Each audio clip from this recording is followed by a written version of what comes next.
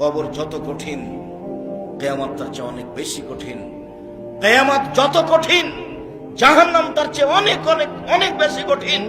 কি দিয়ে বুঝায় আপনাকে আমি কবর কত কঠিন?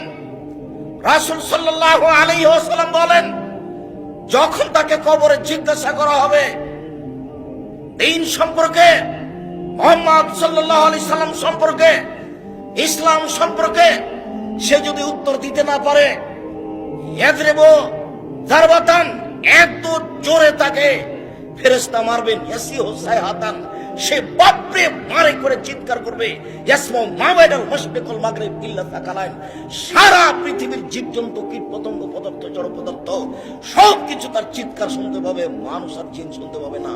এখান থেকে 50,000 কোটি কিলোমিটার দূরে যে বস্তু আছে সেও শুনতে পাচ্ছে এই কবরের চিৎকার। সে কত জোরে চিৎকার করছে আপনাকে আমি বুঝাতে অক্ষম।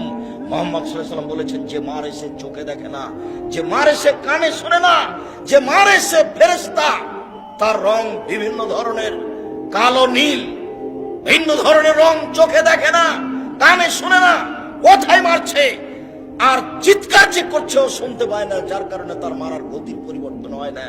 মারে যে সে পুলিশ নয়, মারে যে সে মানুষ নয়, সে খায় না, পেশাব করে না, তার সংসার নাই, তার বিবাহ শাদী নেই, তিনি হচ্ছেন ফেরেশতা। প্রথম বাড়িও যেমন, শেষ বাড়িও তেমন, এইভাবে তাকে মারতে থাকবে বিচারের দিন পর্যন্ত। রাসূল সাল্লাল্লাহু আলাইহি সাল্লাম বলেন, যে লাঠি দিয়ে মারা হয়, যে হাতুড় দিয়ে মারা হয়, সেই হাতুড় যদি পাহাড়ের উপরে মারা হয় তাহলে ফায়াসির তুরাব, সেটা পাথর হয়ে যাবে, ধুলা হয়ে যাবে, একবারে খান খান হয়ে। পাহাড়ের উপরে মারা হলে পাহাড় ধুলা হয়ে যাবে। যেই হাতুড় দিয়ে মারা হয়, সেই হাতুড়টা যদি পাহাড় দিয়ে মারা হয় তাহলে পাহাড় ধুলা হয়ে যাবে। মুহাম্মদ সাল্লাল্লাহু আলাইহি সাল্লাম এভাবে বলেন। কি দিয়ে বুঝায় আপনাকে আমি কবর কত কঠিন? এখানে চিৎকার করছে, তার কণ্ঠ, তার শব্দ শুনতে পাচ্ছে 50,000 কোটি কিলোমিটার দূরে।